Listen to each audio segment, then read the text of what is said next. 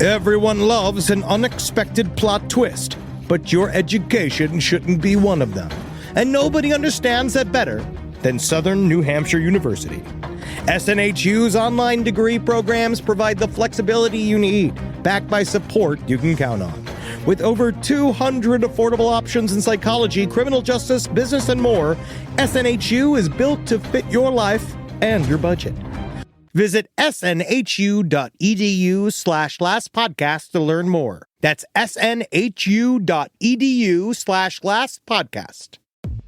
Insurance isn't one size fits all. That's why drivers have trusted Progressive's Name Your Price tool for years. Just tell Progressive what you want to pay, and they'll show you coverage options that fit your budget.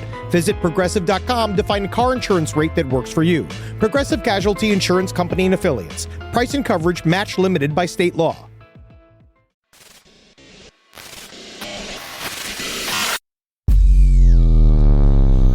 Primates listening, it is I, Numator 479. According to our studies of your puny mammalian race, we discovered you like very good coffee. And while it is our evolutionary purpose to cause you psychic torment, we want you awake and vivacious to give it. So try our new blend from Spring Hill Jack Coffee, Reptilian in the morning. Our proprietary blend of lightly roasted cacao husks will have you immediately energized upon emerging from the pain cloaca with all your slippery new eggs. Thanks, honey. Hot, I'm cold-blooded. Thanks to Spring Hill Jack and Last Podcast on the left, I'm ready to get out there and eat some babies. Get out of the way, Hillary Clinton. There's no place to escape to. This is the last podcast. On the left. That's when the cannibalism started. What was that?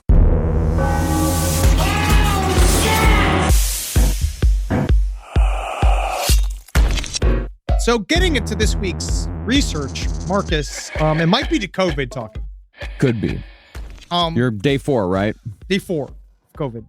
Deep in it. It's helped, I think. I think it helped me understand this topic. Eddie, you don't know what's coming for you. Yeah. There isn't, I don't know what a vortex is, so that might need to be explained to me. Which is a lot of math. I'm going to bring out, I hope you brought your TI-89 for middle school. But what do you do? All right. Mysterious triangles, covered them before. Yeah. But what do you do when the haunted triangle is the entire state? Yeah. Like if it's the entire state, you can't avoid it. It's not the entire state. It's the entirety of the state that fits within the shape of a triangle. But so it's not the entire shape because the state is not shaped as a triangle. It's a giant state. I know that much. The state. It's most of the state. It's most of the state. This is the last podcast on the left. We're talking about the Alaska Triangle today. I'm Marcus Parks with Ed Larson, Henry Zabrowski. It's not the entire state. It's just as much of the state that can be fit inside a triangle. The only thing it's missing is like 4 beaches. And on those beaches, look at the triangle. That's a big triangle. There's a peninsula, I believe, that is not included, an Alaskan peninsula that's not included. There's nobody there to go missing. It's just a bunch of seals. See, I always thought the Alaska Triangle is what you see when Sarah Palin bends over. Oh, shit. Oh, shit. No. Yeah. No prisoners. Yeah. No prisoners. Fuck yeah, bro. Going back to 2012 topics with 2012 jokes. Yeah, bro. Yeah, bro. Check out her pussy, man. Now, out of all the wild and woolly triangles around the world, there's so many triangles. There's 12. From the Bermuda to the Dragon to the Devils to the Bridgewater. One of the least talked about is the Alaska Triangle. Not anymore. Partly that's because nobody really noticed there even was an Alaska Triangle until very recently. Because it's most of the state. It is the entire state of Alaska. People go missing. More people go missing in Alaska than live there in a year. Their state should be empty. Yeah.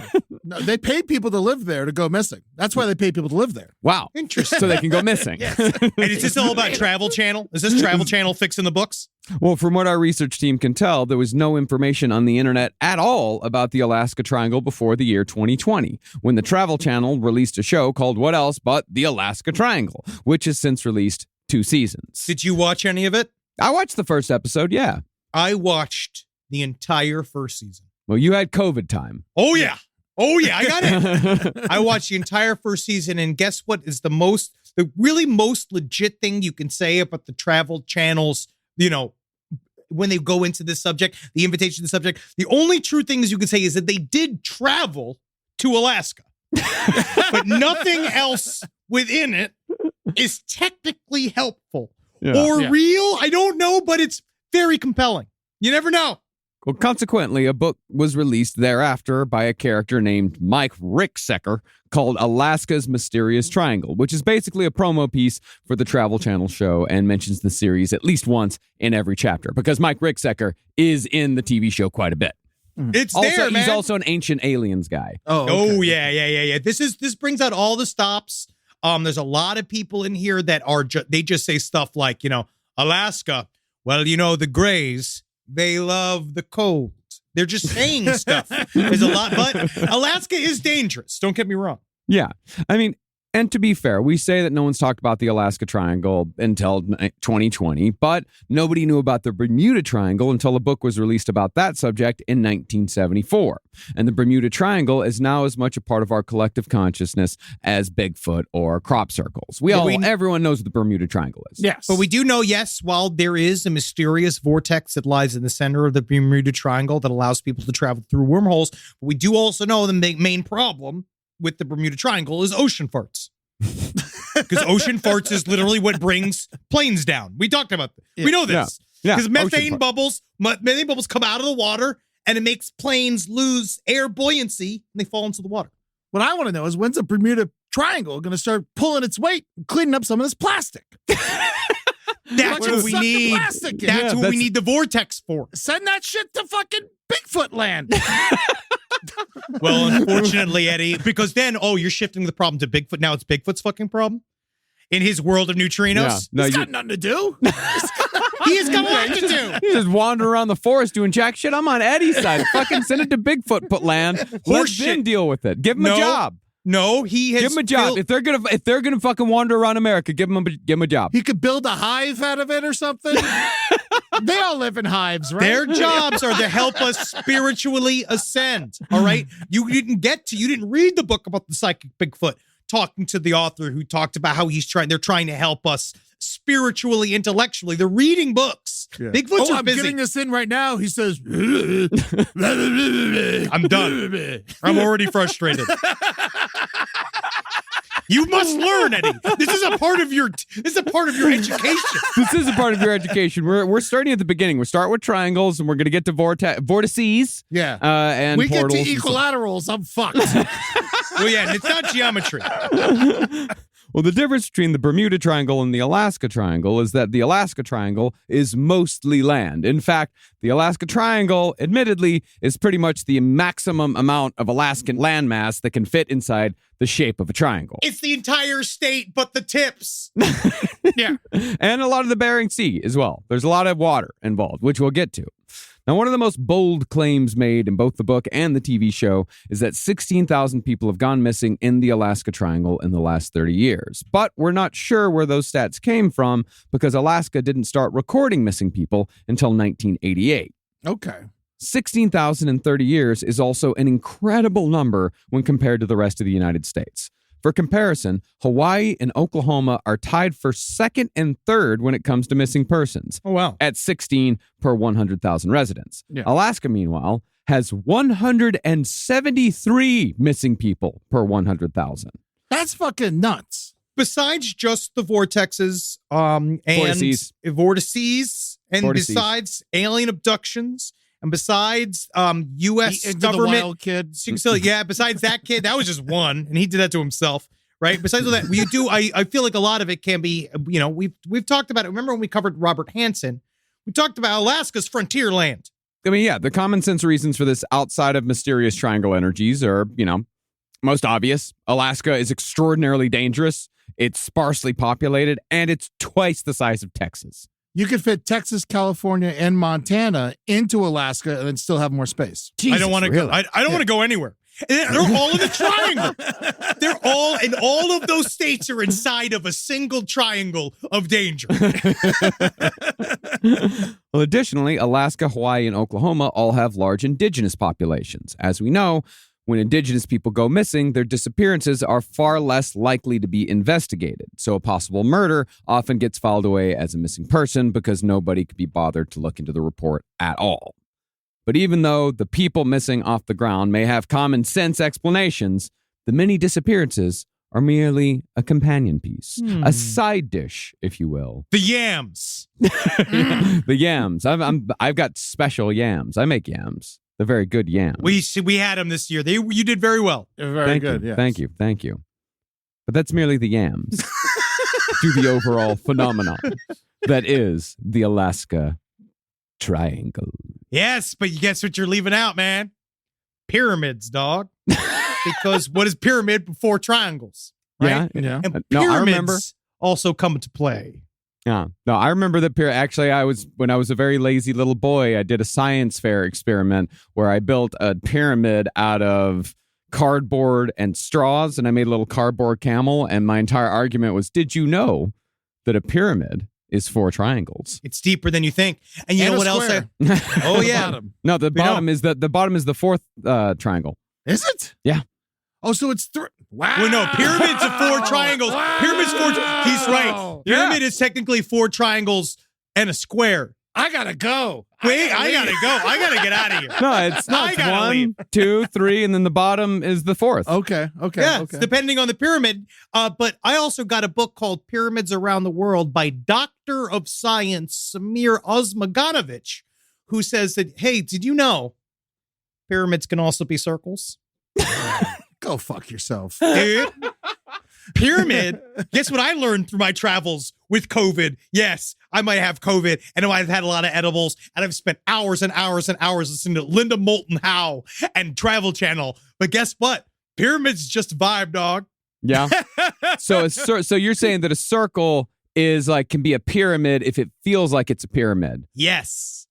and if it has the same properties as a pyramid, but it's No. still a circle. It's just got pyramid shit. It's got a pyramid lifestyle. And then it shows Got it. up. It's A vibe. used for something else, because what do we know about pyramids? Some people think that that they're just, monuments built to remembrance and to the vivaciousness of the human spirit. To that I say, fuck you, you moron. They're full of cats. Full of cats. Number 1, they're vets / shelters. And then 2, it is a fucking wormholes, dog. And do you know that triangles naturally create energy? Is that true? Yep. Absolutely. Now, when it comes to the definition of a wild and woolly triangle in the paranormal world, it usually refers to a gateway or window of focused, unexplained activity. Usually, they encompass missing planes, ships, and people, in addition to cryptids, hauntings, UFOs, and other analogous phenomena. The most famous, of course, is the aforementioned Bermuda Triangle, which was chronicled as far back as 1492 as a place where strange things happen. Yep. None other than Christopher Columbus recorded erratic compass readings. Erratic. That's the top. That's the word of the day. Erratic compass readings while sailing in the Bermuda Triangle, and wrote that he saw flames plummet into the ocean along with what he called a small wax candle being raised and lowered in the night sky. But he didn't realize that was just him in the bath with an erection. Yeah. Watching it slash back and forth. I used to do that. Christopher Columbus had a bright orange Cheeto-colored penis. Oh, yeah, dude. Pure Italian, man. You're a little manico. Now, according to those who believe that there's something paranormal about these triangles, outside of naturally occurring electromagnetic phenomena, these areas contain vortices of energy. Vortices being the plural of vortex. You don't say vortexes. You say vortices. You're from Fort Texas, right? No, Vortexes is where the anime convention is held every year. Yeah. So from what believers say, these vortices of energy build up in the Earth's core and cause strange phenomena to suddenly transpire, like unusual weather patterns, bizarre electromagnetic anomalies, and coolest of all, interdimensional portals. Yeah, dude. Fucking international portals, dogs. Fucking force station to fucking Bigfoot land, dog. That's what we're talking about. This stuff is very stupid, but there is maybe it's got something to do with, yes, some vortices are created by natural rock formations. And they talk about the idea of where, especially, natural water sources mixed with certain types of rocks create energetic properties, they believe. There's also, again, just triangles being what they are, natural flows of energy.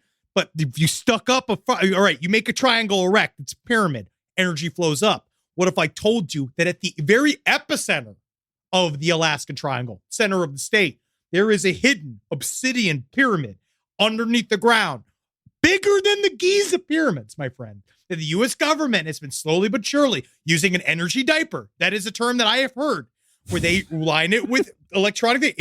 They're pumping energy into an underground pyramid in order to fuel the dew line, right? Which I'll explain later. In order that is creating a series of anomalous events inside of Alaska. Now, of an underground pyramid, why not just put it in a mountain? Because I guess if you put the pyramid in a mountain, that's difficult. It's just a mountain. It's difficult. Just a mountain. It's difficult to hollow out a mountain. Yeah, but it's easier to dig a hole. Okay, but according to Travel Channel, it's actually extremely even more impossible to build a pyramid. But the only people who could do it, obviously, are aliens. And they live underground. And a lot of people keep talking about the Travel Channel too. But they're like, pyramids? Why do these people keep burying them under dirt? And it's like, it's been there for thousands of years. I think dirt naturally accrues. They assume that people are just literally covering them up with dirt. Interesting. How mad would you be if you were a slave and you built a pyramid and at the end of it, the pharaoh's like, bury it? Hate it. Hate it. But now we know, Eddie, a lot of them were cultured artisans. Yeah. Yeah. And it was definitely humans who built the pyramids. Yeah. The humans built the pyramids. Oh, it had to be. Yeah, it had to be. Yeah. Not according to Linda Moulton Howe. Yeah. And also Mike Ricksecker. Also he is very much on the side that everything is Atlantis and everything came from Atlantis and everything that we have ever had in the ancient world is all Atlanteans. White Atlanteans. Oh, Ricksecker we should use for like a bullshit artist. It's like, yes, it's like a term for that from now on. Yeah, right. He guy's a real Ricksecker. Because it sounds like a slur, but it's not. It really does. It does. It's fun to say. Fucking Rickseckers. Well, that last phenomena, the interdimensional portals, that brings us to our first story of the Alaska Triangle. Because when there's possible interdimensional portals, there's also going to be stories of airplanes vanishing from the air without a trace. Popping in and out. Now, according to Mike Ricksecker, Alaska is particularly sensitive to the creations of vortices and portals because of solar flares and the aurora borealis. Yep. Which does, in fact, interfere with electronic equipment and GPS navigation. That part is true. Alaska's closer to the sky. Yeah. Okay. Now, I just said that. I don't even know what that means. And I agreed with you because it sounded good and I assumed you knew what you were talking about. Well, there's high mountains there. I mean, technically, those could be closer to the sky. Yeah. The only thing I do know is about the obsidian pyramid underneath the dirt of Alaska. It's the only thing I actually know about today. And the dew lines. Yep. I'm into it. Yeah. Now, one might say that the aurora borealis just makes exploration and travel in Alaska more dangerous because proven scientific phenomena plays haywire with the instruments humans use to locate and orient themselves, especially in the sky. Nope. But from what Mike Ricksecker claims, these currents of energy ebb and flow, meaning that Alaska is more prone to paranormal phenomena at certain times. And if we hadn't lost our knowledge from the ancient world, mainly from Atlantis, we'd know what the fuck all this was about. But we did, and we don't. They paid a big, I guess they wiped themselves out with their own thermonuclear device. We know this to be true. They all wiped themselves their own thermonuclear device, and just as some, deserts are now green spaces and some green spaces are now deserts, so too did Atlantis become buried underneath the flood, in the antediluvian flood. Oh. Just pick it up Atlantis. Eddie, just pick it up as you go. When Each time you go, just let in what you can let in and then discard. I can relate. Now, you know that Donovan song Atlantis, right? No, I don't. You don't? I never got too into Donovan. This is the one you're going to love. I'll send it to you afterwards, way down in the ocean where I want to be. It'll tell you everything you need to know about Atlantis. Oh, when I was a kid, Atlantis was the name of the water park in Fort Lauderdale where I used to go all the time. And then, ironically, it got wiped away by Hurricane Andrew. Oh, wow. Interesting. Either way, Alaska is a place where people disappear. And while most sadly go unnoticed, some disappearances over the years have become national mysteries. Back in 1972, U.S. Majority Leader Hale Boggs and an Alaskan congressman named Nick Bagick took off. It's the worst name I've ever heard in my life. Terrible name. There's a lot of bad names today, I think. Yeah. Hale Boggs, Nick Bagick. Rick Secker. Rick Secker. They took off from Anchorage, Alaska at 9 a.m. on their way to Juneau for a fundraising drive, following a well-worn flight path in a twin-engine Cessna. But before their plane reached the Portage Pass, communication was lost and the plane disappeared from radar. Alaska. Triangle. The largest search and rescue mission of the day was mounted soon after, which logged 3,600 man-hours and covered 325,000 square miles. But despite all efforts, no sign of the 4 passengers nor their plane was ever seen again. Alaska. Triangle. Now, yeah, they might have flown through a portal. Yeah. But what's interesting is that while Mike Ricksecker's whole argument is that wild shit happens in the Alaska Triangle, he still pushes a bit of conspiracy on the disappearance of Hale Boggs. He just can't fucking help himself. Mm-hmm. Apparently, Hale Boggs had dissented against the Warren Commission in 1963. Targeted his fucking back. When they concluded that Lee Harvey Oswald and his magic bullets had been the only factor surrounding the assassination of JFK. Why it took 9 years for the government to retaliate to this dissension is unclear. They never forget, man. They never forget, and they want to wait till you forget, dog.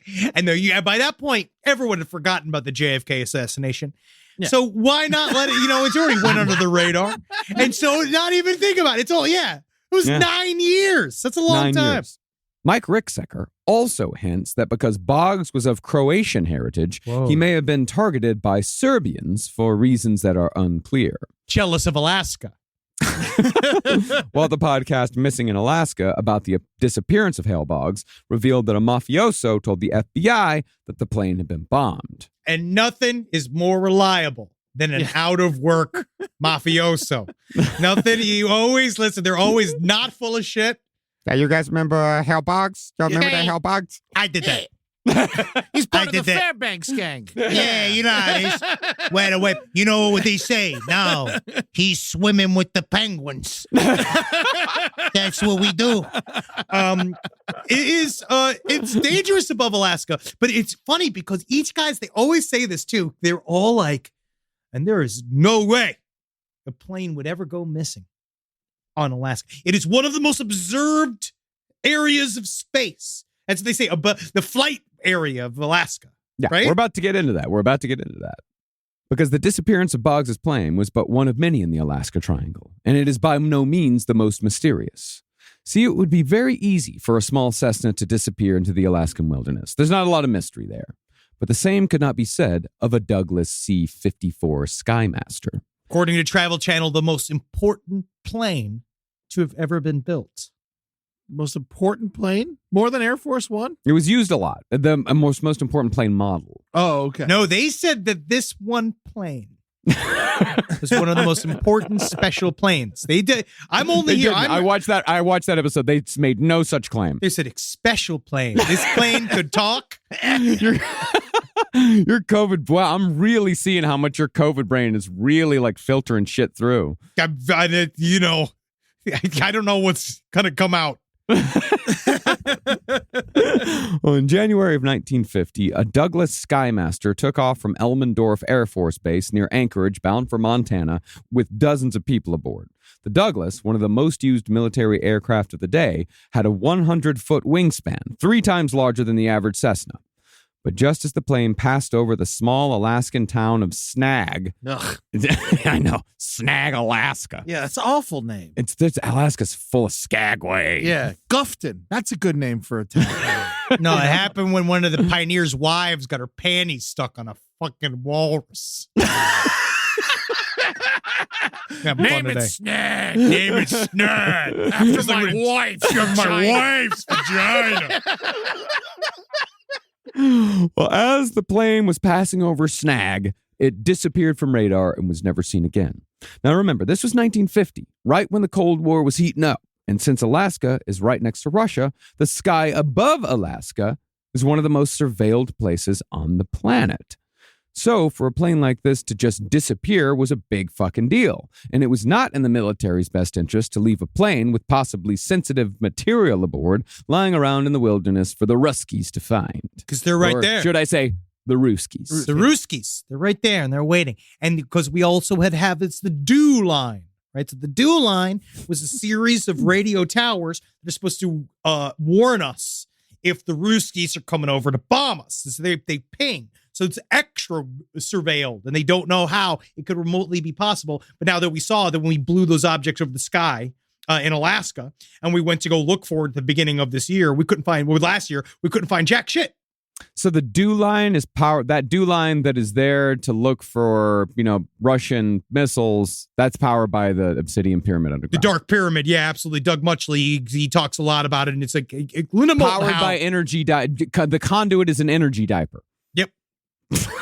I mean, I read all about this, and we don't know exactly how we do it. We just know that if you put energy into the corners of the pyramid, it actually flows out of the tip much harder. So it's cum. Yes. Yeah. In a sense, isn't everything. Protons. It's protons. But even though every effort was made to find the Douglas, no trace of the crew nor the wreckage was ever found. In fact, people are still looking for the Douglas. A couple of years ago, a bunch of guys put a bunch of drones out into Alaska to explore unreachable areas. Found nothing. Yeah, it's just fucking gone, dog. It's big. It's a big state. Yeah. But it's a big plane. It could be buried by now. Yeah, it could be. A couple trees fall down. You're not finding that fucking thing. No, you're not. Eddie, nothing naturally gets buried. Okay? Everything must be purposely buried. You just said pyramids get buried. Yeah, by people. By people. Oh, okay. You're right. I'm sorry, Henry. You're out of your league here, buddy. I know what's going on here. I'm glad you're bringing your humility to this, Ed. I'm really appreciating it. But what makes the disappearance of the Douglas more interesting in the Triangle realm as opposed to the Bog's disappearance is what happened before and after. 4 days after the Douglas went missing, a garbled, cryptic radio message was supposedly intercepted in the Yukon, followed by 2 more garbled, cryptic radio messages. I couldn't find, though, what those cryptic messages were. Help! Help! That's it's not cold. That's not cryptic at all. That's just It's cold. Help! Help! Help! There's a guy. This little penguin is playing with my helmet. No, You can't find me. They said that is exactly why we know for a fact that they were abducted by aliens. Well, additionally, a couple days before the disappearance, a Navy pilot clocked a UFO going an estimated 1,800 miles per hour in the same area where the Douglas disappeared. Now, there's an extreme amount of electromagnetic energy in the Alaska Triangle due to its proximity to the North Pole and the Northern Lights and so on and so forth. So it is possible that the Douglas entered into a magnetic anomaly which caused its instruments to go haywire, because back then, most on-flight instruments were magnetic. Yeah. Well, Doug Muchley, who was a counterintelligence officer for the CIA, I must be real. He said that this is a story that he told to people, was that he was working on a base in Alaska, and he turned on his television at night and he saw a documentary that talked about the idea that these dark pyramids underneath Alaska are creating electronic anomalies, attracting UFOs. And he saw this whole thing, talked about the wonders and powers of pyramids, and how pyramids are natural batteries, and they can be used. They've been used since time immemorial to fuel machines and technology that we don't have access to anymore because it was blown up by Atlanteans, right? And all of that stuff went by the way of it's now sunk to the bottom of the ocean. We can't find it anymore. We can't get it back. No way, right? And so he saw this documentary, and he went down to the station. He said he was so incensed and so inspired by the documentary, he went down to the station and said, I want a copy for myself. And guess what they told him? We never played that. And then they're like, what? And then some other guy, he refuses to name because he's not a stool pigeon. He pulled him aside and he says, like, they don't want us to know. They don't want anybody to know. That reason why people are going missing here and what's going on here. So we've accidentally opened up a wormhole using that pyramid. And that's why we can only show that documentary once. Right? Which I don't even know why I don't know why they can show it multiple times. But he said to him, it's like when Bill Cooper only show it once. I can only show it once. It was like Bill Cooper found the secrets of the Illuminati in a Xerox machine. Yeah. Right? But you can only find it once. We'll tell you all about that one. But they go and they just said, and so then he got invited to be a part of this top secret pyramid project when they went down there, and they were all just being like, we don't know what the fuck this thing does, but it does suck people into a hole. Well, if you believe that UFOs are interdimensional craft rather than intergalactic, which makes more sense scientifically, you know why? Because space is far? Yes. You got it. Yeah. There are assholes who will spend fucking 3 hours saying the exact same thing that you just said in 3 words. Space is Eddie, is far. 4 words. You're ruining your career as a talking head in the paranormal space. You have to find new and longer ways to say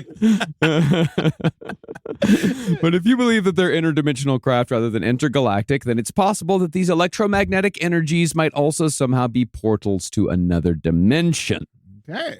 This claim is paired with the aforementioned garbled radio transmissions that follow the disappearance of the Douglas, which leads some to speculate that these messages may have come through the portal the Douglas disappeared into, which is the same portal the UFO came out of. Alaska.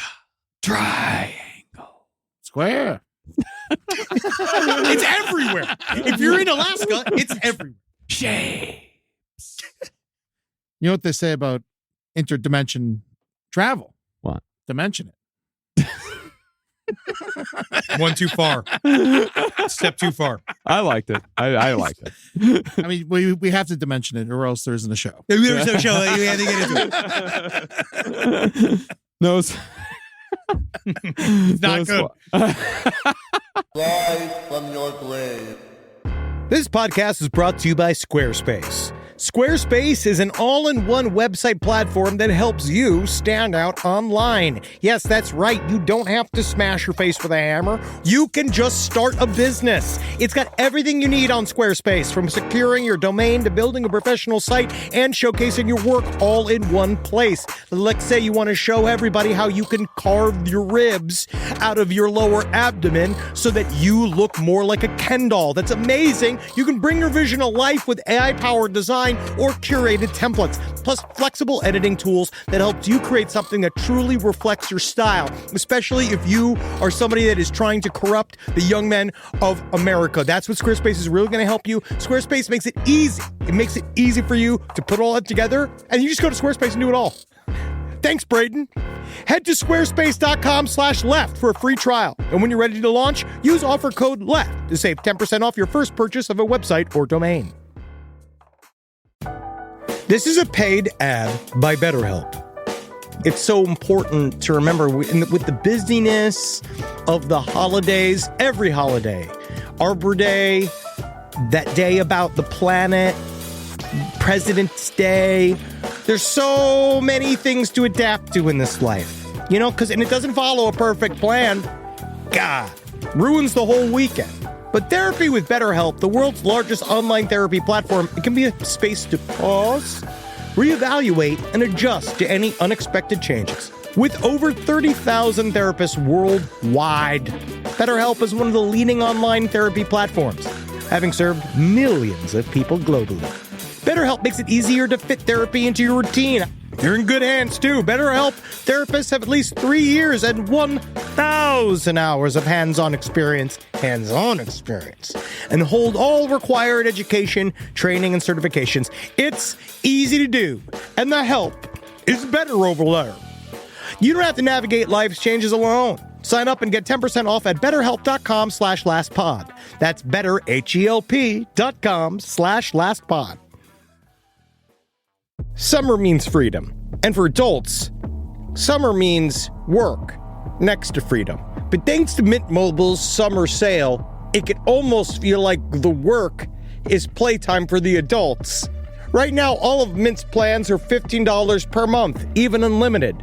Free yourself from big wireless and switch to Mint Mobile for high-speed data and coverage on the T-Mobile 5G network. It's so well connected, I could call from anywhere.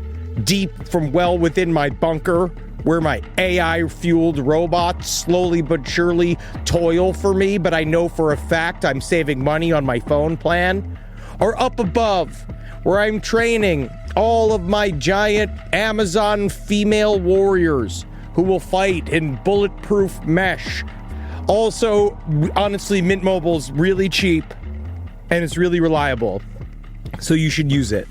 To get your new wireless plan for just $15 a month, go to mintmobile.com/LPOTL. That's mintmobile.com/LPOTL. Cut your wireless bill to $15 a month at mintmobile.com/LPOTL.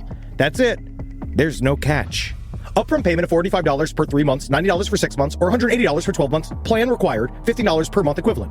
Taxes and fees extra. Initial plan term only. Greater than 50 gigabytes may slow when network is busy. Includes up to 20 gigabyte hotspot. Capable device required. Availability, speed, and coverage varies. See mintmobile.com. Now, as far as a possible portal in Alaska goes, Mike Ricksecker believes that he found a vortex outside of Anchorage. After scanning the face of Flat Top Mountain with a set of dowsing rods and an electromagnetic field meter, he said he found definite signs of a, quote, swelling of the Earth's energy, indicating a vortex. Who's funding this guy? Himself. Oh, Himself. Yeah. Oh, yeah, Eddie. A lot of this comes from it's private money. There is some of that. Some of these guys get, Robert Bigelow. He was the billionaire that funded all of NIDS and the people that did all the Skinwalker Ranch research societies. They find people with money. They'll spend it looking for UFOs. I can't wait. Yeah. Have you funded any searches? I gave MUFON plenty of money. I gave him too much money. That doesn't mean because Mike Ricksecker found the vortex outside of Anchorage that a bunch of UFOs are suddenly going to spurt out of a mountain, because a vortex is not a portal. Rather, the electromagnetic power of a vortex creates a portal. See? Or it can be used to create a portal if interdimensional beings are indeed using these portals as interdimensional highways. Like the mist. Like the mist. Like the mist. But we talk about, pyramids, the center of this. So you have to turn, this is the very center of this. It's all shapes. Pyramids are a part of this. Is that if you turn them on, that's a part of the issue with the Dark Pyramid. That using this kind of weird governmental process we did, this weird experiment we did, the Dark Pyramid, we accidentally popped open a vortex. Could be. So it's like Moses and the mist, which is great. That pyramids. I don't. He was around pyramids, Moses. Moses? He ran from them. He was afraid of them. Yeah. Didn't he drop his baby off? And I was at the river. Yeah, that was the river. Yeah. Now, he was the baby, wasn't he? Yeah, I think he was the baby. Yeah, he was the baby. I stopped reading comic books a long time ago. But concerning triangles like the Alaska Triangle, while vortices do appear randomly, they appear far more often in the triangles, which is supposedly why so many planes and people and ships and cars and so on and so forth go missing in these areas. This, of course, could be explained further if we ever return to the subject of the 12 vile vortices. Ooh. But while there have been many, many Cessnas, Pipers, and various other twin-engine planes that have disappeared in the Alaska Triangle, i.e. Alaska, over the decades, there have been just as many maritime disasters that have occurred in the seas contained therein. What's a fucked up ocean? It really is. Alaska's very dangerous. Yeah. Now again, yes, the Bering Sea is extremely dangerous, and ships are lost in its waters every single year. But within the triangle, the ships that are lost seem to have a spookier edge. Yeah. That's what makes it fun. That's what makes it good. It's spooky. The earliest account of a spooky ship is from 1761, concerning a ship called the Octavius that was sailing back to England from China through the Northwest Passage. That's far. Yeah, real far. The legend is that the ship disappeared, but almost 15 years later, another ship happened upon the wreck of the Octavius and found all 28 men frozen dead in their quarters. That makes sense. Sweet. Yeah. The eyes open in a state of fear. Yeah. That's awesome. Yeah. The next ship to earn a story came over 100 years later in 1898, when a ship called the Clara Nevada ran aground and exploded near Seward, Alaska, although the circumstances surrounding its destruction were not in any way mysterious. Rather, what is mysterious is what came after. Oh, okay. Because then it's like, why then? Well, We're talking about it. Yeah. So why did it explode? I'll get to you. Okay. During the Klondike Gold Rush of the 1890s, the modern equivalent of $6 million in gold was boarded onto the Clara Nevada, presumably for a trip to Vancouver or the lower 48, which wasn't the best idea considering the shape of the ship. What's the shape? Shape of the ship. Shape of the ship's bad. See, the Clara Nevada had formerly been a government survey ship called the Hassler, Whoa. which is a great name for a boat. Oh, It is. Especially a survey ship. Hey, what are you doing in there? Let me see it. Let me see it. Hey, oh my God. This is my other boat, the fuck face. But the Hassler was retired after 25 years of service in 1897 when it was deemed unfit for further service. Oh, it was in bad shape. I thought it was like a horseshoe shape. I thought it was literally like a bad shape. No, it was not like a Talking a lot of not shapes. a bad physical shape. I'm There's a talking lot. about it was damaged and not fit for sea travel, especially in one of the most dangerous seas in the world. Did you know a circle could be a pyramid? Because that's what Stonehenge is. Stonehenge is a circular pyramid, bro. Same function. There are no. It's not a pyramid. It's not a pyramid. There are There's no no- pyramids. There are nothing. It is a circle made of rectangles. It's a vibe, dog. You'll never understand. You'll never get it. But Yeah. there's no roof. Y'all The- too a old. pyramid needs a roof. Y'all boomers don't understand what's going on with pyramids. They're fucking styly, dude. Pyramid styly. Well, concerning the Hassler, the Pacific and Alaska Transportation Company decided it was just fine, and after some minor refits, it was rechristened the Clara Nevada and sent back out to sea. Within a year, though, a fire broke out on board, the boiler exploded, and $6 million in gold sank to the bottom of the Bering Sea, never to be found again. Man, we got to go get it. We got to go get it, dude. You got to go get that $6 million? Yeah, man. I'd like to fucking be an Alaska treasure hunter in the Bering Yeah. Sea. That'd be cool. Yeah. Oh, yeah, man. That's a way to die within like a week. Mm-hmm. Yeah. That is slow suicide. Yeah. Absolutely. Yeah. Well, not slow. It's pretty quick suicide. We'd No, be Andy, dead. I got it. Who knows how long you'd be there? Quiet suicide. That's Quiet suicide. 8 years later, though, after a lighthouse was constructed nearby, people began seeing the ghost of the Clara Nevada sailing the seas on particularly spooky nights. Cool. But the most tragic of the Alaskan naval disasters was the sinking of the SS Princess Sophia. In 1918, this passenger liner went down with 353 souls aboard, all of whom died terrible, agonizing deaths. Man, I remember I just recently a Quora thing popped up on my Gmail where it's like, they sent me randomly like whatever the best. And the thing it said was, do you think that the victims of 9/11 died instantly? It's like, Jesus fucking Christ. There's plenty of pictures of them jumping out of the building. And actually, there was many different ways that they died. Some slow, some in fire, some covered, some suffocated. And it was just like, Jesus Christ. Cora, man, what a disappointment. Sad there. Now, the Sophia was a relatively new ship. It had set sail 6 years earlier, the same year that the Titanic had sunk, 1912. And in fact, it had been fitted with new buoyancy tanks following the disaster of the Titanic, presumably to better keep the Sophia afloat should it hit ice. But on October 24th, 1918, just after the Sophia left the port of Skagway, a snowstorm blew in, bringing 50-mile-per-hour winds that blew the ship to and fro. And even though the captain was confident that they would reach their destination of Vancouver, the Sophia crashed into the Vanderbilt Reef at around 2 a.m. Yeah, we got it. Yeah, don't worry about it. Yeah, we're going back and forth, but what are you going to do? All right, come on, we can take it. All right.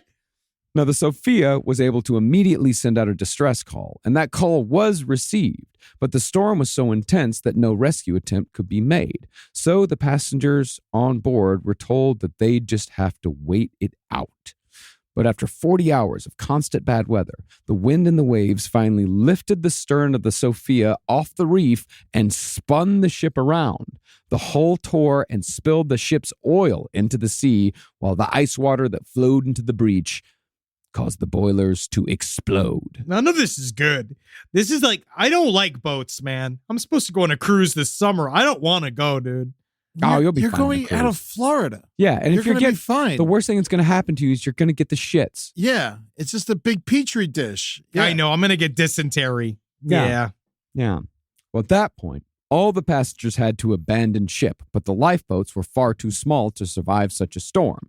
Those who did make it to the water in the boats were quickly sunk or thrown overboard, and everyone who ended up in the frozen water were either dead from hypothermia within minutes or were suffocated by the oil in the water. That's the bad way to go. I think I'd rather die of hypothermia because then you kind of just go to sleep. I think that's how it goes. SideStoriesLPOTL@gmail.com. I'm pretty certain that you just kind of slide into nothingness when you have hypothermia, where it's like if you're choking on oil while you're swimming, it's bad. That's a bad one. either way, it's a fucking horrible. Yeah, it's a horrible death. Yeah. But hypothermia, you just kind of go to sleep.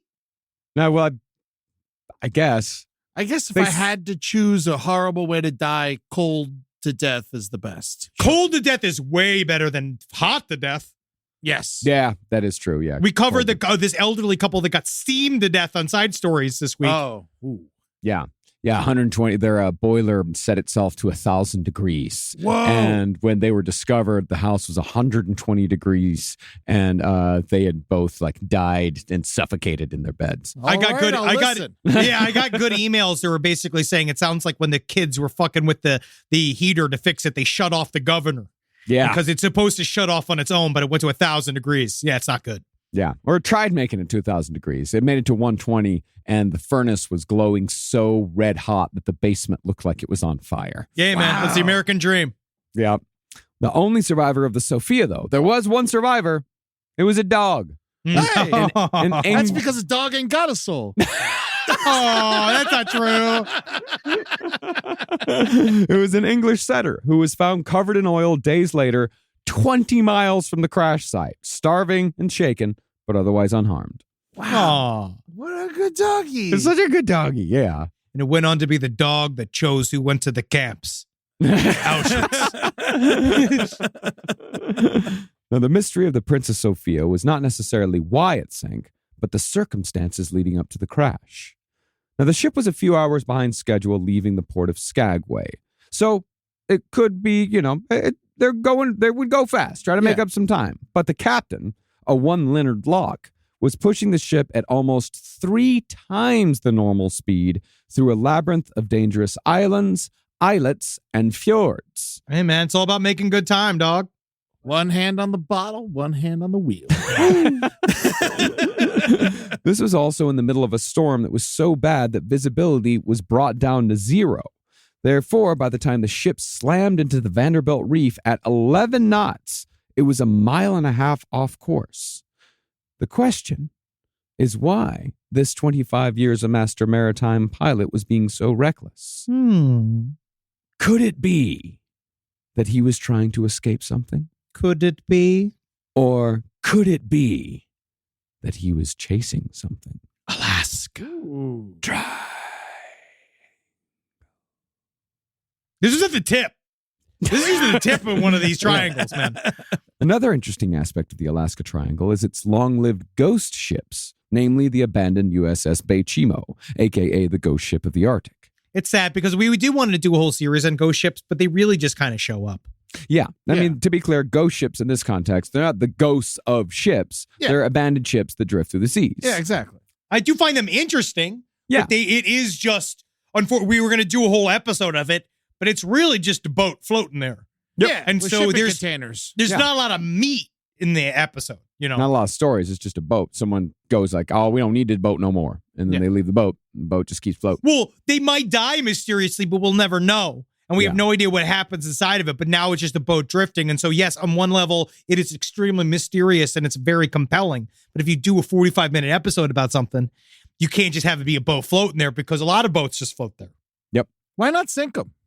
The ghost ships? Yeah. Because they're good boats. I think people like having them around. I mean, they're kinda good fun. boats. Yeah. The boats are fine. The boats have held. Yeah. Well, in the case of the ghost ship of the Arctic, a 1,300-ton cargo ship called the Beichimo got stuck in the ice in the year 1931. So the crew had no choice but to go ashore and make camp. A month later, a blizzard dislodged the ship from the ice when the crew wasn't looking, and it was briefly lost. The crew found it soon enough, but abandoned it after unloading its cargo of valuable furs, thinking it would soon sink. Instead, the USS Beichimo survived for decades, drifting about the Arctic seas. While sightings of it were in the dozens, every so often a crew would try to board the ship and commandeer it, but it always managed to get stuck in ice, after which it would be abandoned again, then it would let itself loose again, and then someone else would try to get it. See, I can't tell if that's a good ship or a bad ship. I think it's a bad ship. Because it didn't sink, but it kept getting stuck. It sounds like a cursed ship. Yeah. It's weird to have a ship that keeps losing itself. Yeah. You know, like it goes out there, it's like letting out a horse. It's like a let out Wendy. Wendy can sort of find her way back on some level, but then she's just she doesn't know. The last time the Beichimo was seen was in 1969, when the ship, you guessed it, got stuck in ice. Wow. A final search was mounted in 2006, but it seems like the ghost ship of the Arctic has finally found a resting place somewhere in the Alaska Triangle. Alaska Triangle. It seems like Now, the vortices we spoke of earlier aren't necessarily just portals for UFOs. According to Mike Ricksecker, these interdimensional portals can cause or make possible damn near any paranormal phenomena, including time travel. This I love. In Mike's opinion, time travel works like the 1980 Christopher Reeve movie Somewhere in Time, written by Twilight Zone alum Richard Matheson. You know that movie? I've never seen it, but I would love to.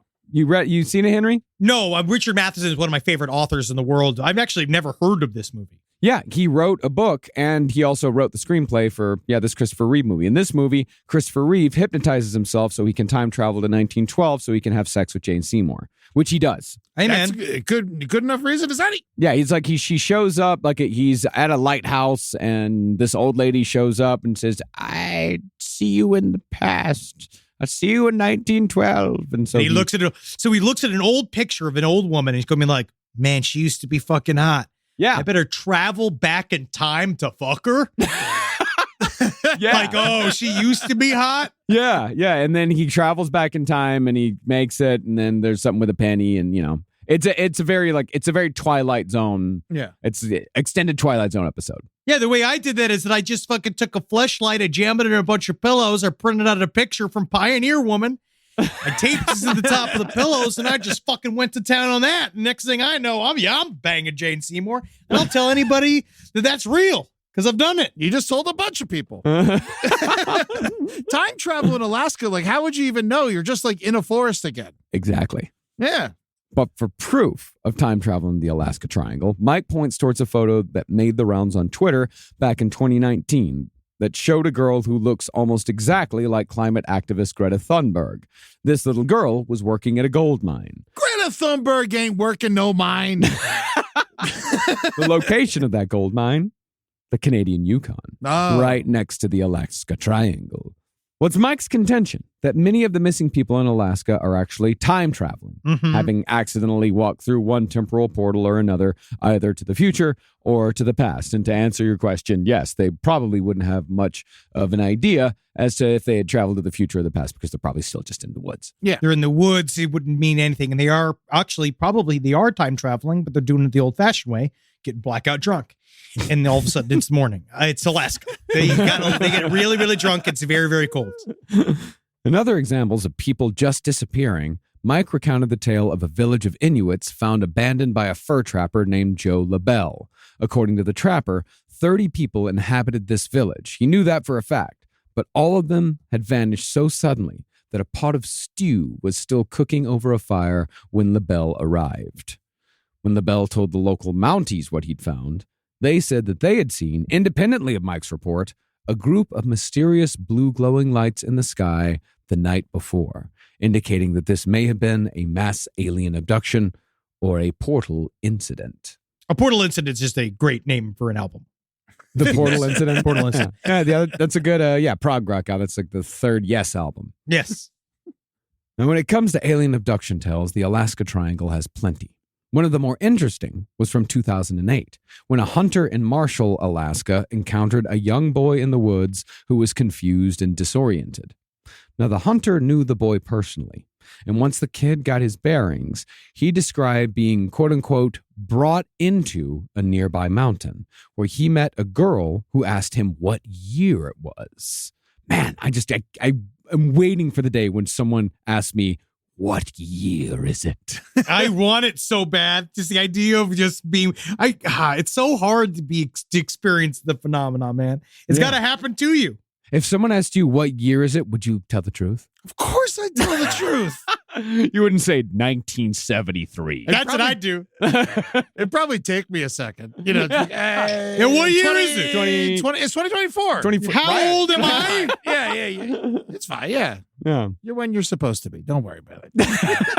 It is funny, though, because we have seen many alien abduction stories that include that style of questioning, being like, where am I? Where do you work? Like, what year is this? You know, it's a thing that aliens do.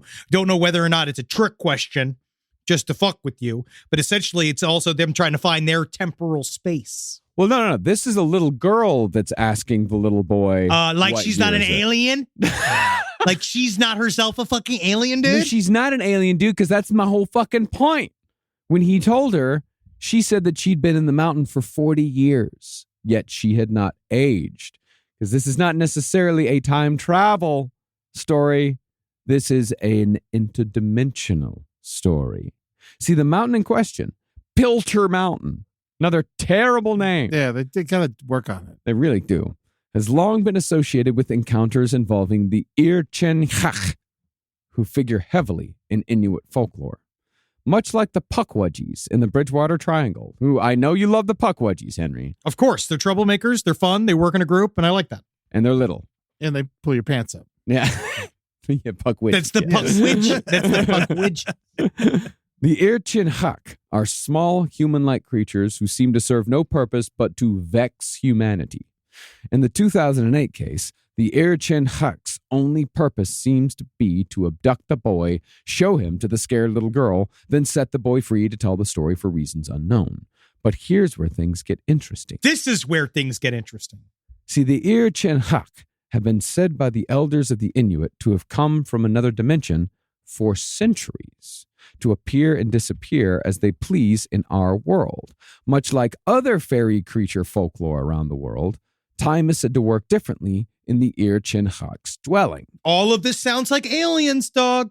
Well, according to legend, a day in the dwelling of an Irchenchach is equivalent to a year on Earth.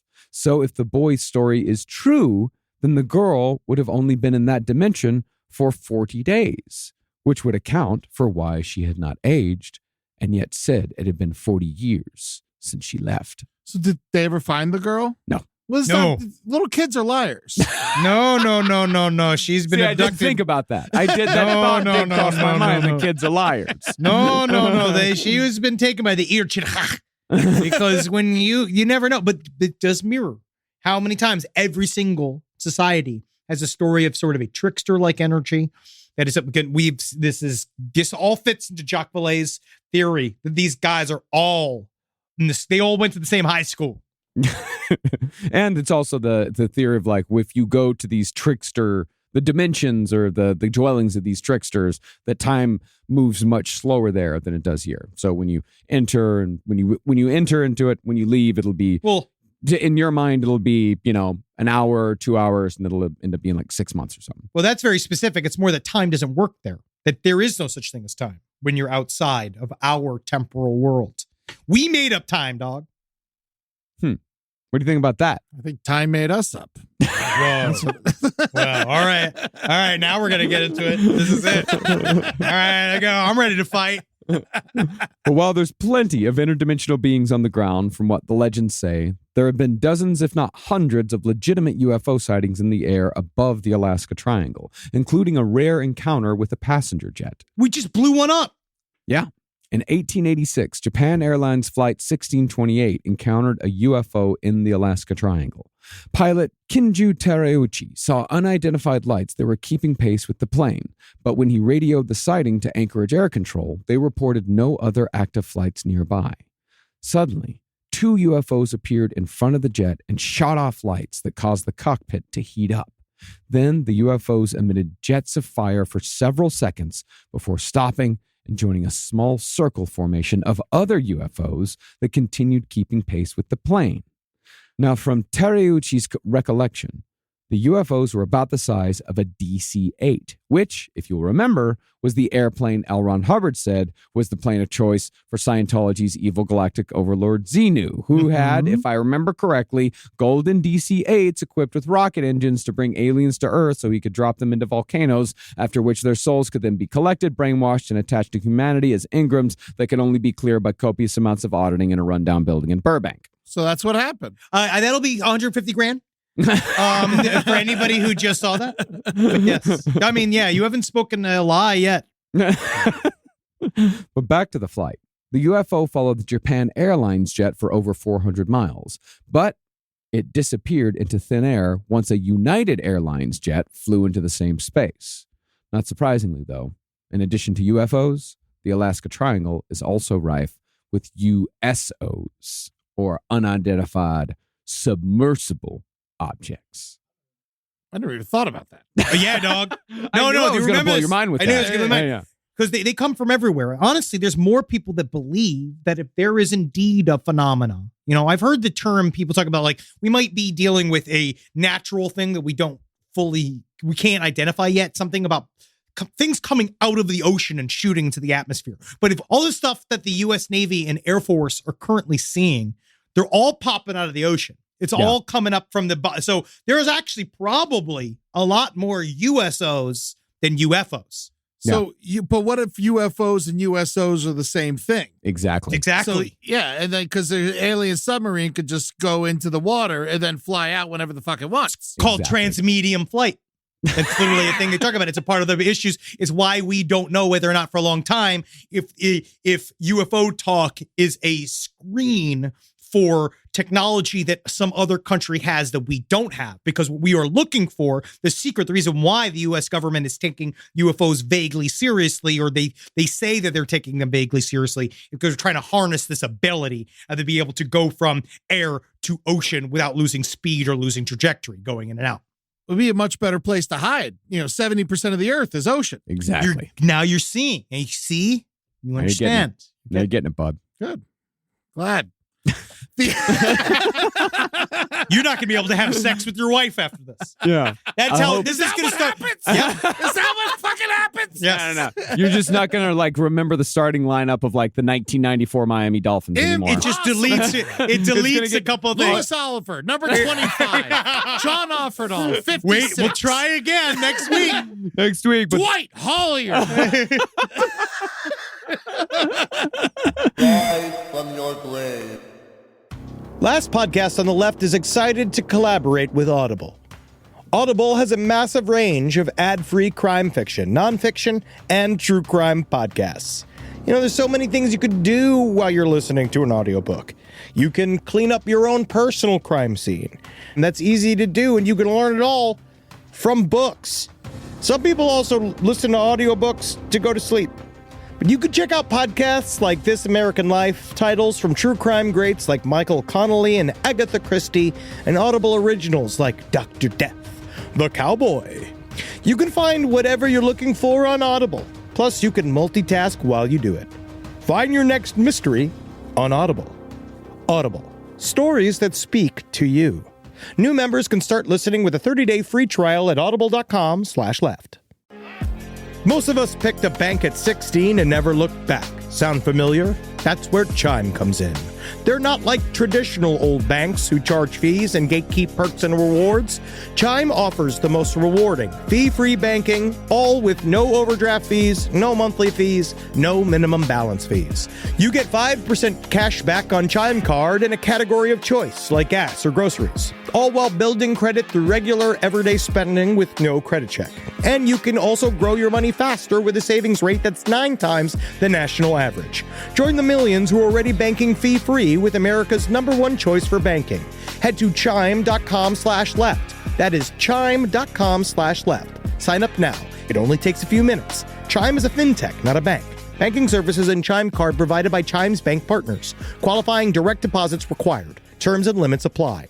Go to chime.com/disclosures for details.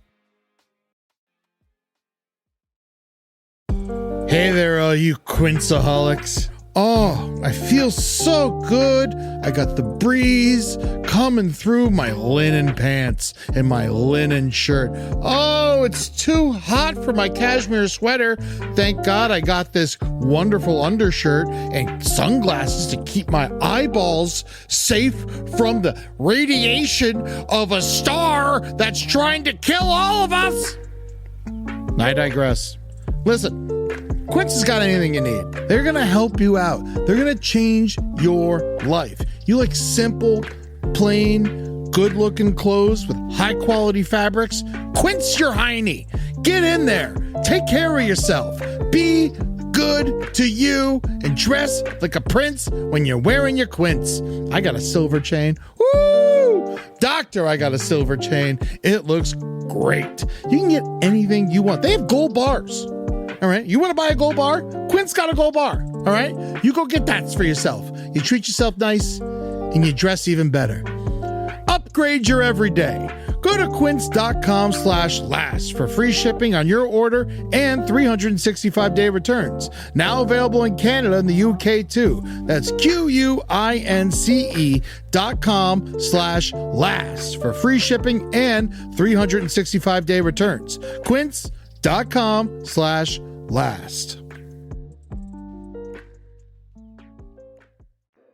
Well, starting in the 40s, crews out at sea in the Alaska Triangle saw dark spheres rising from the ocean before flying away, red-orange elliptical UFOs shooting out of the water at thousands of miles an hour, and rows of red lights floating parallel to ships before disappearing. And what we get from the emails from our listeners, and what we get, when people talk to us at live shows, our Navy people, they see this shit all the time. All the time. All It the is time. it is so common that now that's why they are making big changes to the reporting of seeing these things. Because again, for a long time, we were just afraid. We just didn't know whether or not it was China. And my theory is that if China had these, they'd be zapping us with them all the time. They need us. Well, for the longest time, buy all their shit. True. But for the longest time, like, people wouldn't report these stories because it Makes made you it sound crazy, and they could, you could lose a promotion, you can lose whatever if you're saying like, hey, I saw some shit. But then finally within the last, I guess like 5-10 years, somewhere on that, like enough people have kind of come together and said like, we really need to start talking about this shit because it happens a lot. We got to look at it. We got to look at it. Yeah. Like a fucking, an airline pilot might even be like grounded if he said like, hey, I saw some weird shit out there. Not anymore, man. They need those pilots. Yeah, they do. No. Yeah. Oh, yeah. I saw my pilot to the last flight I took coming back from Raleigh. He just looked so tired. And then I was just like, oh, God, it was just be careful, man. You got to fucking go to sleep, man. That's why you always got to smuggle cocaine with you. Oh, yeah, I always do. And I go, I'm like, hey, you want to read it too? You want to fucking Colombian pick me up? Want some bump? You want to keep up? You want You want a bump? You want a bump? bump. Go to meet me in the bathroom.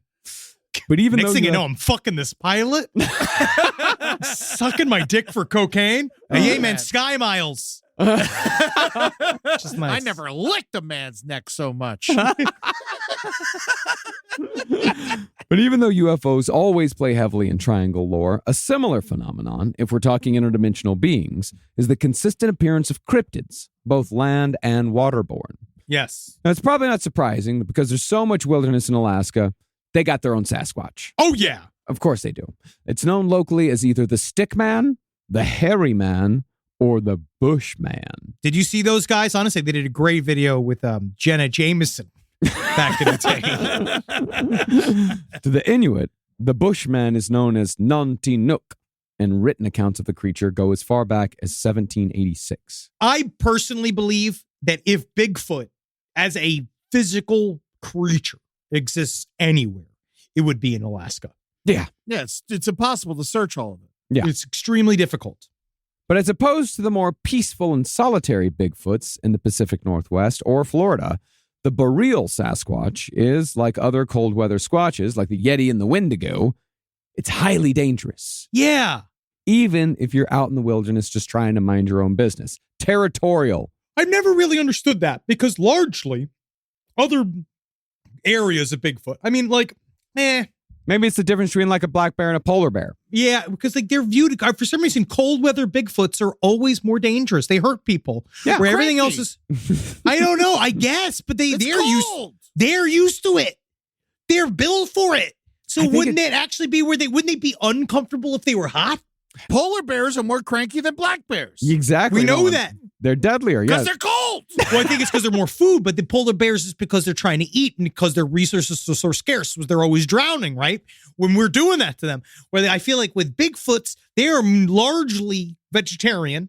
They probably eat birds, squirrels. They're not eating people That's for not meat. vegetarian. But they're what they are.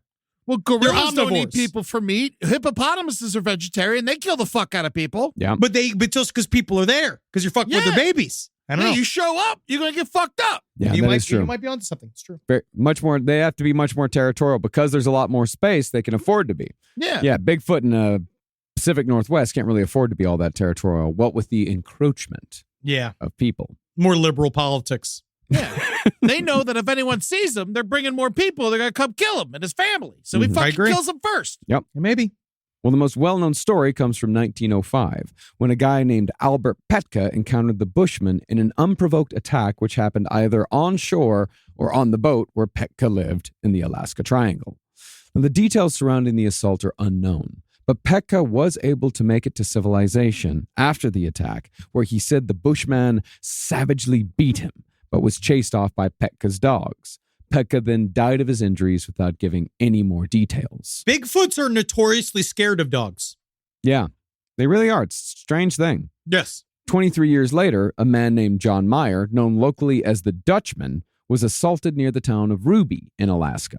Just like Petka, the Dutchman was savagely beaten in an unprovoked attack, and again, the dogs chased him off. But also like Petka, the Dutchman only made it far enough to say it was the Bushman what done it, before he too expired. But what's interesting about the local Alaska Triangle cryptids is that Mike Ricksecker managed to tie one in particular to his time portal theory. That, of course, is the Great Thunderbird. I just did this on Tears of a Clown. Thing about Thunderbirds is it's just a big bird. Thunderbird. Yeah. It's just a very large bird. Or a car driven by an Italian man. Whoa. Like many indigenous tribes in North America, the Inuits have legends of massive birds. And it's Ricksecker's theory that these so-called big birds were really airplanes that got caught in the time stream. All right. I like that. That It's to a me, theory. that's creative. That is right? a Because creative they think theory, they're yeah. seeing big birds, but they're seeing time traveling airplanes. That's a good way to flip it around. That's a good way to confuse somebody at a dinner party. And like you say that thought, if you're saying that shit, that Thunderbirds are just future planes that went through time portals, that's how you know you've lost everyone. Well, the only animal they saw in the Andes were the condors. Yeah. So Sure. it could. Are there condors up there? Maybe. I would imagine there's some very large birds up there somewhere. Oh, There's yeah, bald I bet eagles you. up there. Yes. Yeah. Well, the strangest legend among the Inuits, though, are the Kushtaka, a.k.a. the Otter Men. This shit is my favorite shit because I've never heard of the Otter Men. I didn't know otter people was a thing. And what I love is one of my favorite factoids the Travel Channel dropped, which is that, do you know, more often than not, the Kushtaka can be invisible? And that doesn't mean they aren't there. They are just hidden by their abilities to be invisible otter men. Well, they make themselves known when they want to make themselves They go, known. No, are the otter men like little tiny dudes or No, they're huge. Really? Yeah. Similar to the skinwalkers of the American Southwest, the otter men are shapeshifters, but appear as half man, half otter. most of the time they just sit there with like the blocks going like where they do the little arms and little block. Otters will fuck you up. Too. Yeah, Yes. they will. They're 8 feet tall, and they have glowing eyes, needle teeth, and long tails. But what makes them truly disturbing is that they have human hands and feet. That sounds like more otter than man. Yeah, sure. You said half and half. Oh, sure. Interesting. But since they are, after all, half man, they do communicate. Oh, okay. So there's something that makes them a little more man-like, although their method of communication is a high-pitched 3-part whistle. They're birds. They're ottermen. They're ottermen, and they make different noises. It's kind of like how Bigfoot's the cry. You think it would be deep, but an actual Bigfoot cry is a ah. Or it's like the ottermen, they go in little whistles but they're also known as the demon men. Demon men, they don't like it. Apparently, the Kushtaka, you're not supposed to bring it up amongst the Inuit people. Yeah, they're evil creatures. They lure people into the forest to either kill them or turn them into more ottermen. Yeah, man. They flip you. So we could be turned into ottermen? Oh, yeah, dude. Conceivably. Many things could happen. I love a good ottoman.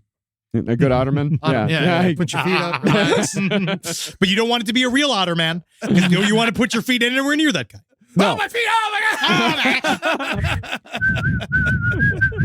God! Well, those ottermen, their most nefarious deed is capturing souls after a person's death, which prevents the soul from reincarnating. Presumably, those souls are what the ottermen use to make more ottermen. God, it's like Ursula. Yeah. Or Xenu. Whoa, it is like Xenu. Man, ottermen are weird. This is a very specific Alaska cryptid. This is very, very strange. But now that we've covered cryptids, aliens, UFOs, shipwrecks, and disappearances, it begs the question as to what is coming through these portals. As some of you versed in the spooky already know, a theory for hauntings is that the veil between the spirit world and the corporeal is but a membrane of dimension.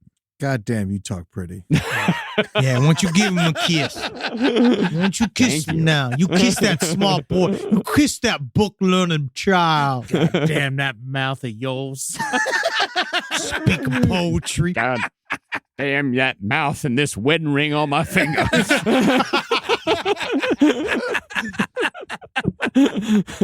Now, being as it is a state of tragedy, Alaska is a haunted place. Extremely haunted. Of all of the phenomena that we're talking about, because the Kushtaka is interesting because people do freak out, right? They don't like the Kushtaka, and it's a thing that if you bring up, apparently you can get into a fight, right? And if you go to a locals only bar in Alaska, but this place is for certain haunted as balls. Yeah. One of the most haunted buildings in Alaska is the historic Anchorage Hotel, which is one of the few buildings in Anchorage to survive the Great Earthquake of 1964, which killed 131 people and destroyed much of the city. But out of the many ghosts hanging around that hotel, one of the more famous is Black Jack Sturgis. Oh, yeah, he always splits tens. Yeah, Black Jack. See, Black Jack was the police chief in Anchorage in the early 1920s, but was shot in the back and killed with his own gun. His murder was never solved, but it's said that his ghost returns to the scene on the anniversary of his death to search for clues as to who killed him. That's it. Man. He just continues. Sounds like he dropped his gun. Yeah. It just bounced off of a rock, and it's just him constantly finding himself. Oh, no. Something bit me. Something bit me. In addition to Blackjack, guests at the historic Anchorage have reported other ghosts, including that of a woman who hanged herself after her fiancé left her for the gold rush, a happy little boy prancing about. You can't kill me again. You can't kill me again. I'm in hell. And an insane old woman, gibbering and jabbering. Was that her name? Yeah, gibbering and jabbering. No, she's from Gibbering, Alaska. Her name's Jabbering. Yeah. But from what it seems, hotels are the haunting hotspots in Alaska, as both the Captain Cook Hotel and the Alaskan Hotel in Juneau have both reported high amounts of ghost activity. I would put it towards the fact that it's a lot of seasonal workers. Yeah. Everything changes. People come in. We referring to what I actually know. So we're talking about the Robert Hansen episodes, which is the idea that people come in and out. There's a lot of tragedy, a lot of sex workers coming in. They also follow the trail of people that are the seasonal workers. They're the oil people, the people that work on the various places like that are only open in the summer months in a very, very cold place. And so there is a lot of tragedy. There's a lot of murder. There's a lot of crime associated with these frontier towns. Where everyone's hammered, lonely, and crazy. Yeah. Yes. Yeah. It's a bad recipe. It is. When the Captain Cook, the ghost of a woman who died by suicide in a bathroom, reportedly haunts the hotel as a poltergeist, causing doors to fly open and faucets to turn on and off. And yet, no maintenance crew has ever been able to find a practical reason behind either phenomenon. As far as the Alaskan hotel goes, it's haunted by the ghost of a woman who was murdered in room 219 by her boyfriend, again, during the gold rush. And it's said she still inhabits the room to this day. Just like, couldn't you have killed me in San Francisco? There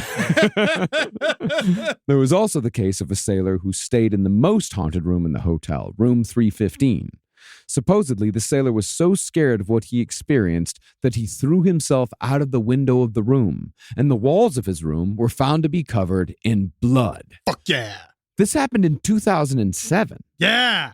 But the sailor has since recovered from his ordeal. Oh, he didn't die? No, he jumped out the window and survived. It was probably second story. Yeah. So there was blood on the walls, even though he jumped out the window. Yeah.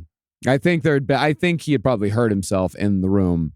Well, it's bloody. It's blood raining from the walls, which we know is a common thing people report during poltergeist activities. Did anyone else see the blood? I don't think so. Was it his blood? Eddie, let's just ease off, okay? Okay, this is a ghost story. Yeah. We can't get down to the nitty-gritty here. I got a morsel of information on this. Just a paragraph. Okay. You know? And of course, there's one of my favorite haunting locations, the Haunted Bar. The Red Onion Saloon in Skagway has two spirits.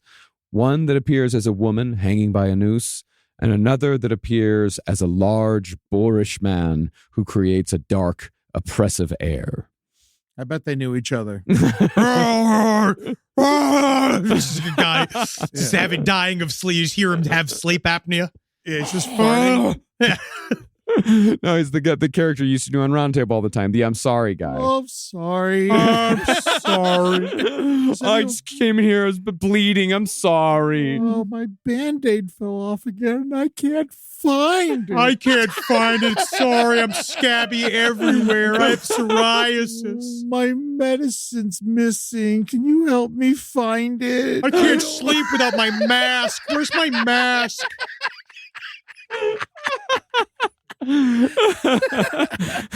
Now, some of you out there might be saying, so what? Fuck you! So there's a lot of death and unexplained phenomena in Alaska, a place that's massive, largely unexplored, full of tragedy, and holds the distinction of being one of the most dangerous places in America this side of Death Valley.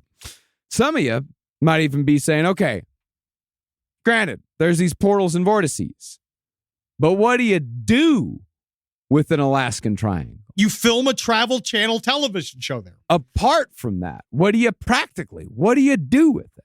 I mean, I think we need to add this. We need to make it a square or something. We got to figure out because it is not. Maybe make the triangle smaller. Well, according to some, the United States government is taking full advantage of the increased electromagnetic properties in the Alaska Triangle through the High Frequency Active Auroral Research Program, aka HARP. You will let me inside of my website, www.jesseventura.com. I can't do it right. But remember when he tried to get into HARP? And they kicked him out. He spent a whole episode outside of the HARP because HARP it's 100% real. It's a legitimate project that operates out of a very real research facility. And yeah, Jesse Ventura did once stand outside of its gates and just yell and yell and yell, I want in there. Let me in there. Let me in there. It's like, no, that's why we built the fence. I know, and I made an appointment to arrive. I've made an appointment, and you will let me take the tour. Because you can take a tour of HARP. But this is the problem, is that we want to get we covered the conspiracy theories behind HARP back in the day. It's like episode 20 or something. Back when it was like fresh, but now it's so hard to do the conspiracy theories about it because it's so obviously not what's happening, because it was mostly out of a misunderstanding of what the fuck was happening at HARP. Well, officially, it specializes in analyzing the ionosphere, which is the portion of the atmosphere that stretches from 53 to 370 miles above sea level. And HARP is no small operation. It's 360 radio transmitters and 180 antennas covering over 30 acres of land near Gakona, Alaska. And at the heart of the facility is a very impressive sounding phased array radar that emits radio waves. In other words, there's some serious shit going down at HARP, or at least some very involved shit. Stuff that sounds scary. Yeah. Yeah, it's stuff that's used to mind control us from Alaska, and it's sending messages into the minds of the American people in order to help us to believe that what the fucking president says is real. It's a mind control device, and they're beaming it everywhere, dog. It's why everybody gets the new iPhone, man. It's we're slaves to it, dude. You did just pull one up. That did prove your point. No. And not like the 16 when we saw the photo of like someone said that the out of the United airline flight, that the door, whatever it was, the Alaska airline flight, Alaska. Don't besmirch United nor Delta. Yeah, I mean, but Alaska airline, the side of the airplane fell off, and they found an iPhone that landed unscathed from quote unquote landed unscathed from 16,000 feet, which I think is a plant. I think it's a fake. I think it's an advertisement from fucking Apple. Absolutely, because everyone knows you drop it out of your pocket and it fucking cracks. My thing's a goddamn mess. Yeah. Yes. Yeah, and you're playing right into it because you've mentioned this on 3 different shows and have given Apple free advertisement every single time. No, dude, it was before. I didn't actually say it on the shows, but Apple, I mean, they could pay us. You could pay us if you wanted to, but I still think it's a fucking psyop, dog. Any coincidence that it's Alaska Airlines? Exactly. Oh, shit, bro. Exactly. Fucking put it in there. Oh, yeah, you. Well, amongst other projects, we're talking about HARP. Their current research experiments as of 2 years ago, and these research experiments are too complicated to go into outside of their names, are the moon bounce, the Jupiter experiment, and a partnership with UC Berkeley called STEVE. Oh, man, that sounds like a Disney show. Yeah, that's strong thermal emission velocity enhancement. STEVE. Oh, Steve. Okay.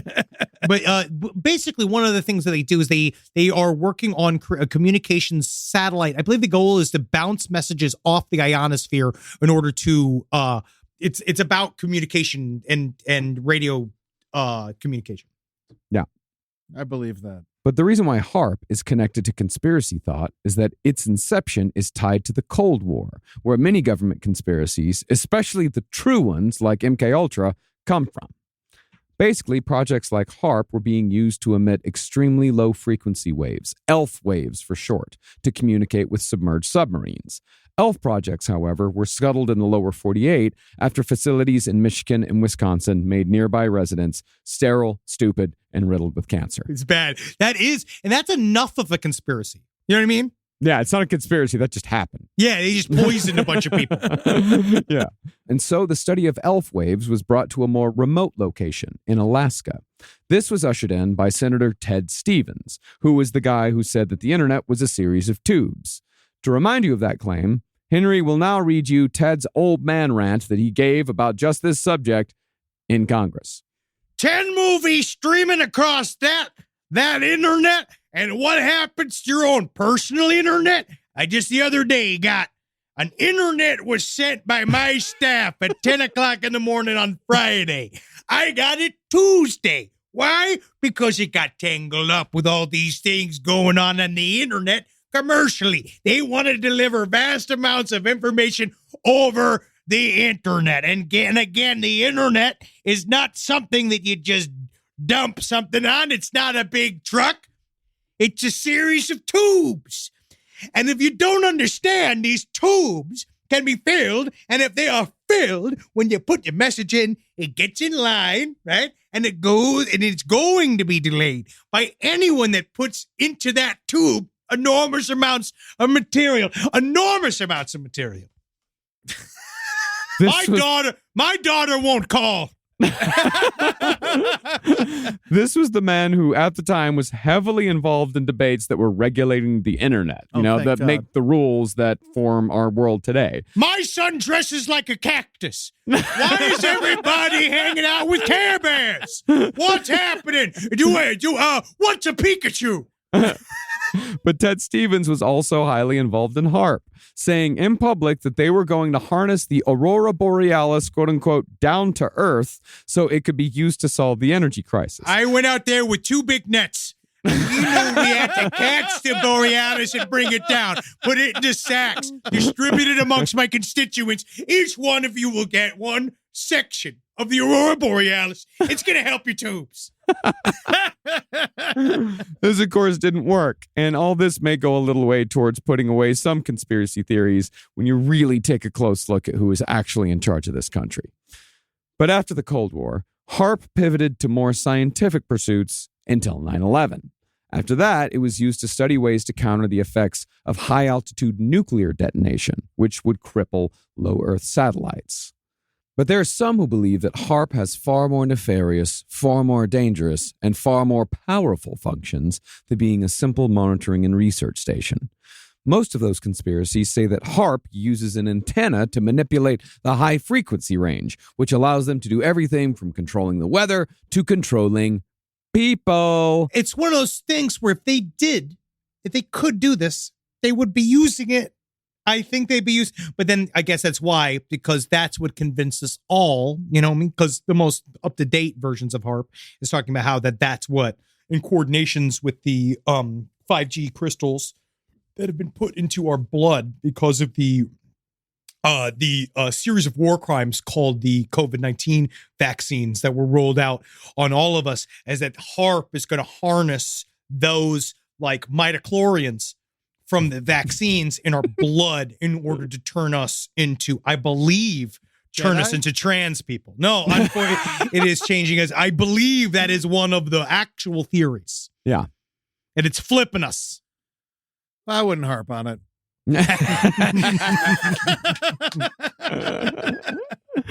Well, HARP has actually been nicknamed the Area 51 of Alaska, and it's been blamed for, I remember this stuff so well. Yeah. It got blamed for Hurricane Katrina, Hurricane Sandy, and a false flag attack on North Korea. Mm-hmm. That didn't take, though.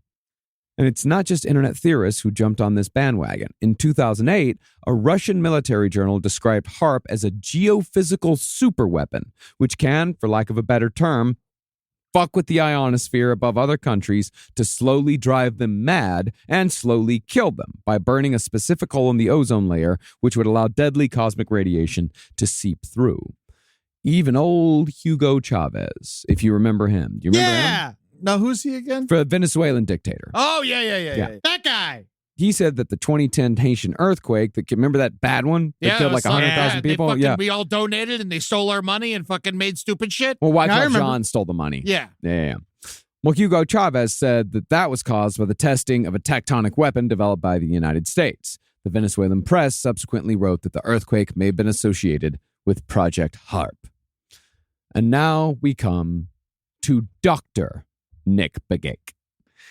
If you will remember from the beginning of this episode, the politician Hale Boggs, the one whose plane disappeared, was out raising money for a congressman named Nick Begich.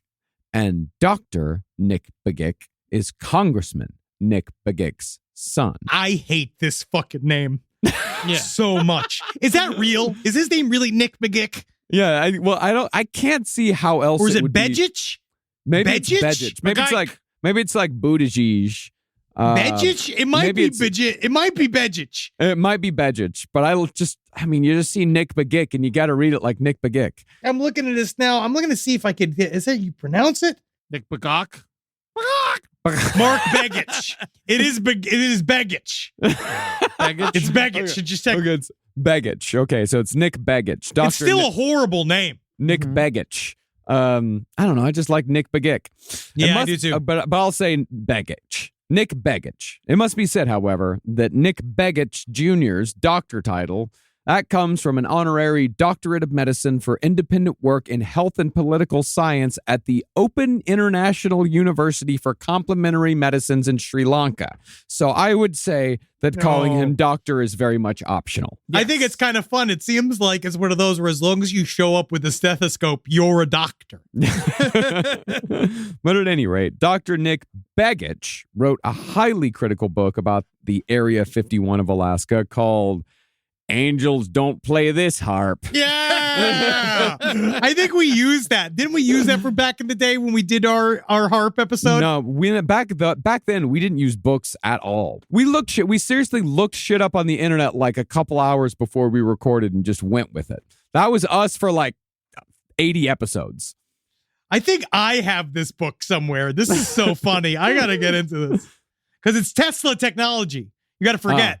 This is all Tesla shit. Same thing with the pyramids being used as batteries. It's this idea that you can make more energy than you want to using a small amount of energy. Yeah.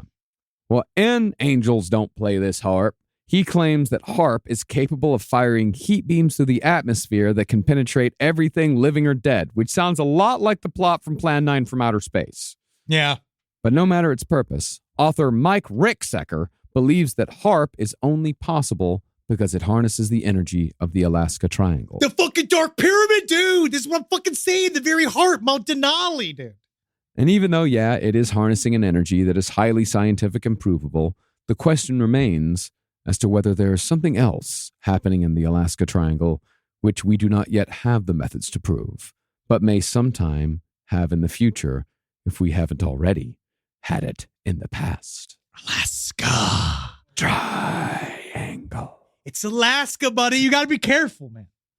Always be careful in Alaska. We have our listeners in Alaska. I want to know. I'd still love to do a show in Anchorage. I'd still love to go to Alaska. I need to go to Alaska. I want to go to Alaska so fucking bad. I got to go. I want to see some glaciers. Yeah. I want to see the whole thing. Yeah. I really want to go. Side stories, lpotl@gmail.com. I'd love to hear people, because we have a lot of listeners in Alaska, your stories of the unusual. Because it is like much like the forests of Oregon or outside of like in Washington, like the Colorado, in Europe, like in the UK. It's a very mysterious place. Yes, the triangle might be the entire state, but it really just shows most of the state. But it just show that it's weird. And they do weird shit. And weird shit happens, and it has its own fucking Bigfoot, and it's got the Otter Man, which I love. I just love the Otter Man. Otter Man's great. I'm always about him. I'm glad you can't wait to hang out with him and become one later in life. Yeah, it's a good way to flip. It's how you stay alive for longer. You become an Otterman. It'll cure this heart disease. Everything will be great. Perfect. So this is our first foray, Eddie. You've been, you're going to see more about the capital P phenomena. You're going to learn a lot this month. We're going to be doing more. You're going to get a little weird. We're going to get a little spooky. Very excited. You're going to see. We're going to a lot of aliens, a lot of fucking bullshit. Then we're going to do some hardcore true crime next month.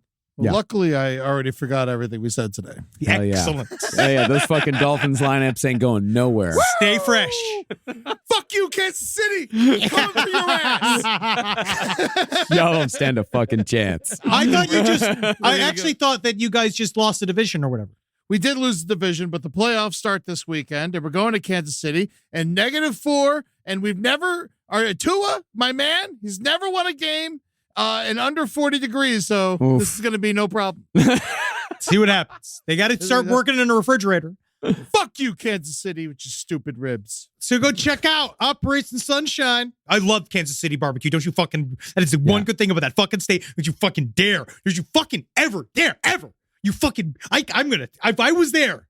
You ever actually had Kansas City barbecue, though? I've never been to Kansas City, but I've had Kansas City. It's delicious. I know it's delicious. Kansas City I'm barbecue. Just talking shit because we're playing them this week. I know. There's lots of great shit. You want to say shit about Patrick Mahomes? He's my fucking alumni. He's an alumni? Yeah, he's Texas Tech. Oh, well, he looks like a squid. Wow.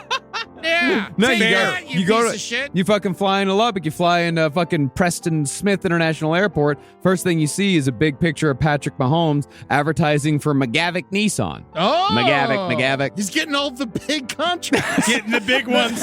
He's crushing it. That was a few years ago. I think since he's won like Super Bowls, he doesn't answer McGavick Nissan's calls anymore. Wow. Not because as much. They use a frog as their mascot. McGavick. Yeah, I think he got sucked up. Yeah. I don't think that he's... Because I think there was a comedy club in Lubbock that was also frog-based. Was that place called Gags? Croaks. I think it was Croaks. It was called Froggy's Flip Room. I know there was a karaoke... Giggin. Yeah. I know there was that karaoke bar in the strip club called Adolph's. Oh, God, that's great. But check out Operation Sunshine, #4. It's out there. Go and buy it. Local comic book store. It's the end of our first run. We're going to have 4 more coming out in 2 months. You're going to see it's going to complete the sequence. You got anything else to plug? You're about to go do shows in Phoenix? That's right. I'll be doing shows tonight and tomorrow. I get to perform while the Dolphins are beating the Kansas City Chiefs. That's going to be very annoying for me. So come and watch me struggle on stage. I'll be at Stand Up Live. And in this week, the brighter side, we talk about the Florida Triangle, the Everglades. Oh, yeah. Lots of Well. plane crashes in that too. Tons. Oh, yeah. So many plane crashes Skunk lately apes. with all of us. Lot A Skunk lot of apes. people skunk dropping apes. off drugs. A lot of people dropping off drugs. Oh yeah. They go mission, they never get found. I don't know where that cocaine went. Hail Satan. Oh, again. Hail Inuits. Cool. Yeah. Yeah, good. They're Yeah. great people. Yeah. Bye. Wow. This show is made possible by listeners like you. Thanks to our ad sponsors, you can support our shows by supporting them. For more shows like the one you just listened to, go to lastpodcastnetwork.com.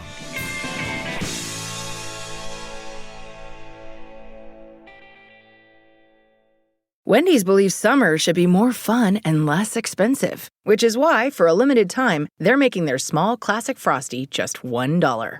Because let's be real, summer and Frosty just go together. So come on down and celebrate $1 Frosty summer at Wendy's with a hot deal on your favorite cool summer treat. But this deal melts away when summer does, so get it while it's hot. Or, cold. Limited time only at participating U.S. Wendy's. Ever walk past a place for rent and wish you could just take a peek inside? Maybe even explore the layout. Envision the natural light streaming through the windows. Or plan where your vinyl record collection would go. At Apartments.com, you can. With tools like their 3D virtual tours, you can see the exact unit you could be living in. Really envision yourself in your new home with Apartments.com, the place to find a place.